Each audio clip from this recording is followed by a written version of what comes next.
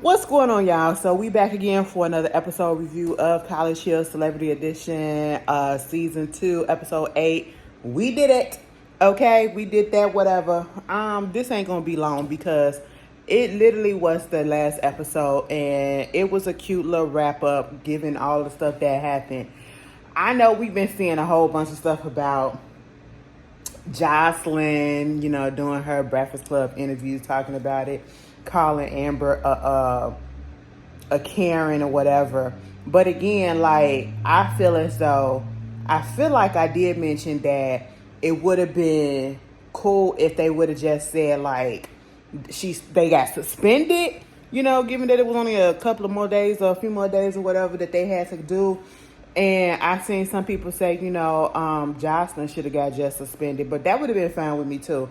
I'm not one of the people that's mad that Jocelyn got, kicked out the program, because at the end of the day, even though she did not put her hands on anybody first, she was being very provoking and making the environment like hostile a little bit, you know what I'm saying, or uncomfortable, or, violating people's space and stuff like that, and trying to, she was doing the most. And I feel as though she provoked some things. Amber snapped, and she shouldn't have put her hands on nobody, and Amber definitely should have gotten expelled. So that was correct, and I just didn't understand the reason why she was acting like, how come I'm getting, because she did this and because she did that. Yeah, but you put your hands on that girl first, okay? You should have waited until she popped off and put her hands on you.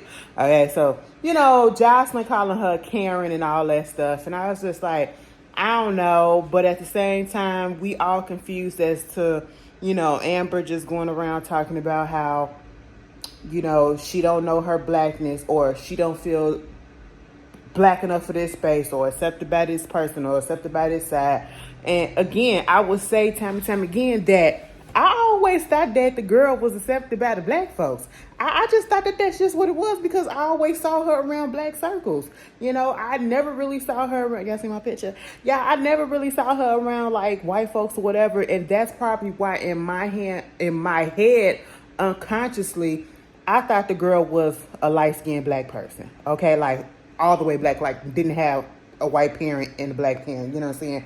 Had like two black parents and they was just light skinned, and then, somewhere down their genealogy or whatever, somebody was white on their side. But I literally thought that she had two black parents at one point.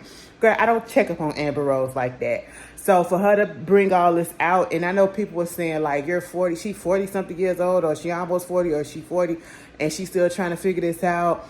Stuff like that happens. It happens. It reaches no age. And it just goes to show that girl don't know who she is.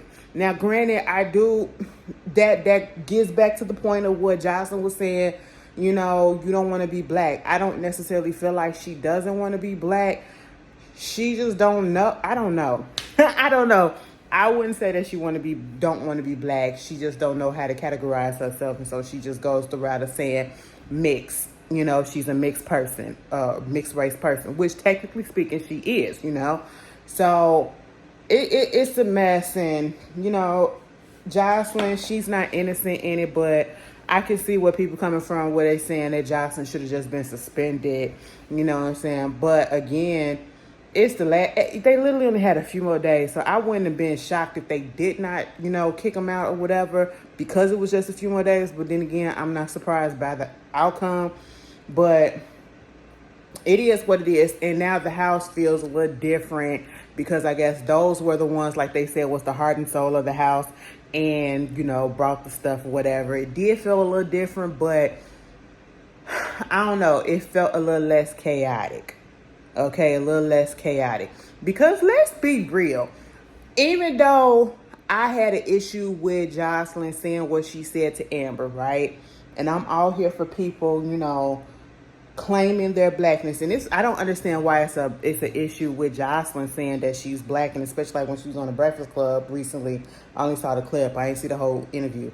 Where she was basically explaining that even though she's Puerto Rican, she is a black woman, and she is 100% correct. Y'all do know that before a lot of the slaves came here to the Americas. The slave trades went to the islands. That's how come you got Jamaicans. That's how come you got black Dominicans. That's how come you got black Cubans and the Barbados and Barbadians and I hope I'm saying that right, Trinidadians and all of that stuff.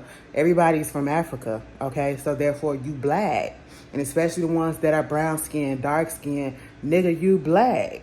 Okay, get black with a fucking Spanish accent that speaks Spanish because the people that colonized it was Spanish, okay, or this person in European. That's just what it is, you know. I need y'all to go watch Henry Louis Gates Jr., who do the what's that? Finding Our Roots or whatever, with the different celebrities and tracing their roots all the way back to where they came from and all that stuff, their genealogy. I need y'all to watch his series called Black in Latin Americas, okay? Black in the Latin Americas, you know, because it just goes off and it shows you that, yes, there are black Mexicans, black. That's why people get upset or feel some type of way when, like, Dominicans never claim, some, I'm not going to say all, Dominicans that be my color, that be Lapita Nyong'o color, and they be like, nigga, we ain't black. You will say nigga and all that shit, but you won't claim your blackness. But you'll just say, no, bitch, we Spanish. No, bitch, you're black. You're a black Spanish Dominican. That's just what it is, okay? You claim your ancestral heritage, which is African, all right? And that's just what it is, okay? Look at that document. It's a docuseries, and it goes from different Latin countries, you know, showing all over, showing that there are black people there and how mistreated a lot of the darker skinned black people that lives in those Spanish-speaking countries get treated just like we niggas get treated by everybody else here in America. You know what I'm saying?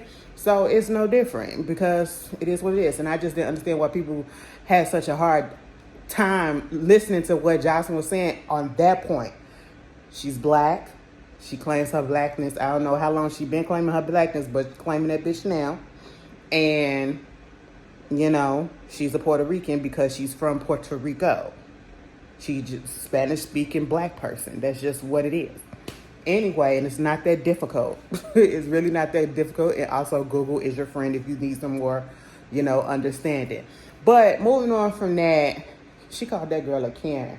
I did feel some type of way. Again, we got to keep on going back. I could see why she called her a Karen too. And this is not me trying to take up for Jocelyn either, because I thought Jocelyn was dead ass wrong. Because who are you to try to identify somebody or force somebody to identify themselves as something when you can see clearly that they're struggling, and it's just the way that you're doing it. You're not doing it in a helping way to help them come over that hump, to come to the conclusion of what you are or what they are. You're doing it in a forceful, like, what I say go type of way, and like, bitch, get the fuck over it type of way, you know, Jocelyn. But when she was calling that girl a Karen, the only time that I felt like that could possibly apply, because I even said it last week when, again, Amber felt some type of way about her getting expelled.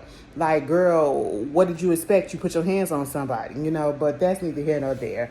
They gone. The house feels a little strange, but now they got to focus on their finals.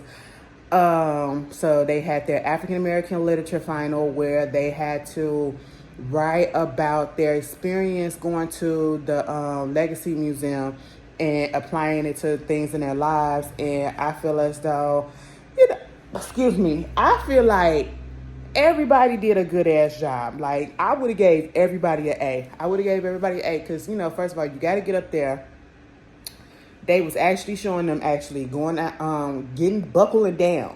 Like, nobody was playing around. People were staying up extra late to trying to make sure everything was done, making sure they had everything printed out and all that, you know. And then they got up there talking about their experience. And, you know, one thing that, you know, stood out to them, Parker, of course, she's talked about, you know, how interracial relationships and marriages and stuff was not even allowed in California from 1850 to 1948. And, you know, she's from California and how that experience, you know, affect her.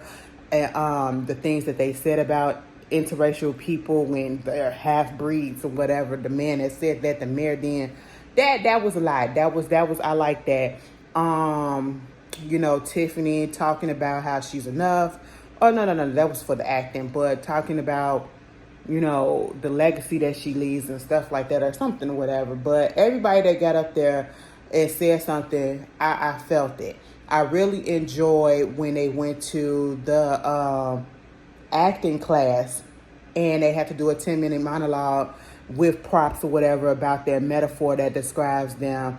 And Orion did the whole thing about the sandcastle and about how his sandcastle was built real quick and then it came crumbling down just as fast, talking about his life as being in the spotlight for a little bit. But let me just tell you this, Orion, if we would have blinked, we would have missed you. Orion was out for, when I say a hot second, okay? He was out for a hot second. And then, he went away. He did whatever he had to do as a man, as an adult, I should say. And now he said he's a stay-at-home daddy. Girl, Janina, how you gonna get you like that? All right. Shout out to Big Sean. Anyway, moving on from there. When Iman got up there and said his monologue, baby, I was sitting here like, damn, I'm finna cry. Like, I'm listening to everybody's stuff and everybody's monologue and everything was just so personal to them. Him talking about shouldering all the responsibility, being the man of the house and, emulating or, following the example of his father who took care of all of his kids and, that whole man not supposed to cry type of situation. But who's going to be, if I'm lifting everybody up, who's going to lift me up? I need somebody to lift me up as well, that whole situation. Hell, even the teacher was crying, Tiffany getting up there saying that she's tired of this persona of New York because it was just a character. And it's a character that was basically saying how she needed a man to uplift her, needed a man to define her and all that stuff. And she like, F that. That's not what we doing anymore. And if you can't see who I really am and you can't take Tiffany for Tiffany, you can kiss my black ass. And I said, all right. Parker getting up there talking about the birth of her child, becoming a better example for her. Ray J talking about, getting his stuff together and, not being such a negative person anymore or involving himself in a lot of negativity that he's been in, which I fail to believe because it's Ray J, but it is what it is. It was a nice moment from him because it was a serious moment and it looked like he was trying to be serious. Quay trying to, get away from that character of TT that he portrayed and just letting everybody know, he got a lot of opportunity and made a lot of money off of TT, but now he want to step into Quay. And this is actually the first gig that he ever really got as Quay, you know what I'm saying, being on College Hill. And so, just the dual personalities and the dual characters and, making both of them, embracing both of them and realizing that both of them are him and all of that stuff and cool. Who else had something to say? Girl, I can't remember. But moving on from that, they did do the civil rights class and they had to partner up and each one of them got each partner's got a different type of struggle or fight or liberation or whatever social thing that they had to equate to the struggle of, like black, where our black civil rights situation movement came in and how it spawned off these other civil rights movements, okay? One was about the Black Panther, one was about the gay liberation, gay rights, and the other one was about Native American rights and stuff. And so I believe Quay and Ray J had the gay and liberation. And, I could go deep into that because y'all do know that I am lesbian, I am black, and I claim both of those. I am black and I am lesbian. There is no I am this and then, or I'm that. No, I'm both of them. You know what I'm saying? So when we say there are similarities in the movement for black equality and gay equality, LGBT equalities or whatever, some people get in their feelings when we say that, but if you sit down, the struggles are damn near the same. We just want to be treated the same. We want it to be treated equal. We want to be treated with respect. We just want to be left the fuck alone and doing what we have to do with no issues and people having no problems with it. That's what black people want to do. We want to just walk around without somebody walking up on us and accusing us of this and shooting us or whatever just because of the color of our skin. Gay people just want to be able to walk around and love the people that they love and be able to hold hands with the person that they love and to just live life without somebody saying something or threatening to take their kids away or threatening to, fire them for this discrimination or whatever. Same thing. All these struggles are rooted in the same thing. We want equality. And so I like that aspect of, and then they bringing up the Indian Native Americans, I should say, which was, if you go back and you look at the struggles that they had, it's a lot. It's a lot. Baby, I be looking at all these documentaries. So I be like, oh, I know this. I told y'all, bitch, if I was, girl, if it paid and I didn't have to go like teach and everything for most of these jobs, I definitely would have majored in history because I love that. I love looking up stuff about African Americans, African history, African art, all of that. Some of the things that the wars and stuff that went over there in Africa. I like looking up the stuff about the history of Native Americans and the Native American tribes that was here in America. And their struggles. Oh, I had so many documentaries and so many DVDs on those two things. African Americans from slavery and all that stuff, and from Africa to slavery to now, and the Native American struggle and all that stuff. Oh, it's so fucking fascinating, y'all. It's just so damn fascinating. Okay? And then, you had Orion and Iman talking about the Black Panther, which I feel as though they gave the topics to the right people. Because Orion really was here for the Black Panthers, and he from California, and he did mention the Black Panthers at one point. So there's that, and that was cool. I say everybody did a good job. I had no complaints about anything. Of course, they were just talking about how they wanted to know who gonna be valedictorian and all that stuff, whatever. Ray J, he was just saying how, when he first came in, he was not taking things seriously. So it gave him an opportunity to actually buckle down and to change his ways and to actually get focused and take the stuff seriously like he should have did in the first place. But we gonna fast forward. They did a little forensic class, and you know what? It makes me so mad, this whole Amber and Jocelyn situation, because I really felt like, especially with the acting class, because Ray J even said that. He said, like, he acted the way that he acted in the acting class at the beginning because the acting teacher was hitting on stuff and kind of going deep, and he didn't want to go there yet. You know what I'm saying? So it forced him to open up, and he needed that. I really would have liked to see Amber's and mostly Jocelyn's, play out their metaphors like they did. And get their experience in their African-American lit class about the Legacy Museum. I really would have liked to seen that if they would have been boxing each other, if Amber wouldn't have touched the bitch. But hey, it is what it is. They did the little forensic one-day course. And can I ask y'all a question? And I'm just really, because the lady wasn't white. I feel like she was of Hispanic descent. Like she was a Hispanic, well, white Hispanic. I don't know. I don't know what she was. Okay, but that she had an accent, and I was looking at her name, and it looked a little bit Spanish. I could be wrong. But my whole thing is, y'all, it's white teachers, it's white professors at HBCUs.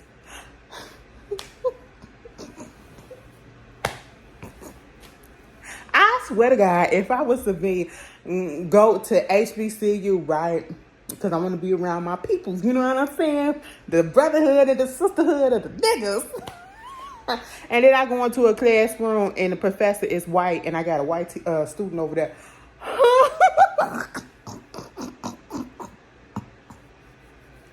I be like, what's this? Am I in the right school? I told you I was going to be a little bit ignorant, but hey, it is what it is. I know some people been thinking it too. Okay, so don't act like you ain't. Moving on from that. It's time for graduation. Wait, the forensic class was funny. Okay, it was the comic relief of it. Ray J being the cop, and when Tiffany said, it looks like we got a body and her head seems to be decapitated. And then she was like, could possibly be decapitated. And one of the other students was like, it is decapitated. That was funny. But then it was time for graduation, and everybody graduated with honors or whatever.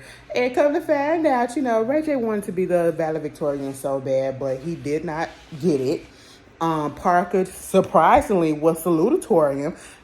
I thought she was gonna be valedictorian, but it was a tie for valedictorian between Orion, and Iman. And I was surprised to see that Princess was there with the kids. I said, oh, imagine this was in 2022. Okay. Meanwhile, before we close this out, that one little scene where before they graduated, Orion and Tiffany was sitting down there and they was having a little talk or whatever. And Tiffany was like, they wanted to remain friends and everything because they were not expecting to become as cool as they were in the house. And as close, she said, and you know what? I'm going to just stop all the flirting or whatever. And we just going to, because I know that we're not going to be together. And we just know that that's not going to happen. So I'm going to stop all the flirting. Like, you said all of that just to say, but, we're going to have some fun before we leave. I do got some rose petals in this. And Orion was like, wait a minute, what? You know what? Hey, why the fuck not? I said, you know what? Y'all grown. Y'all grown. Go ahead and do what y'all got to do. But overall, this was a cute season of College Hill. The fact that this is only a month experience, and they be leaving and going places when they not supposed to and then coming back. But y'all, I can see if it was like 2 months, but it's literally 1 month. Girl, anyway, y'all tell me how y'all felt about the season overall. And if I'm pretty sure they're going to come back for another season for College Hill Celebrity Edition Season 3. I don't see why not. I will be tuned in if they do. And when they do, who would you want to be on the cast? And let's be real, don't put up there nobody that's like really, really famous that we know ain't going to be up on there, okay? Put it down in the comments. And I'll talk to y'all later on tonight, probably. Peace.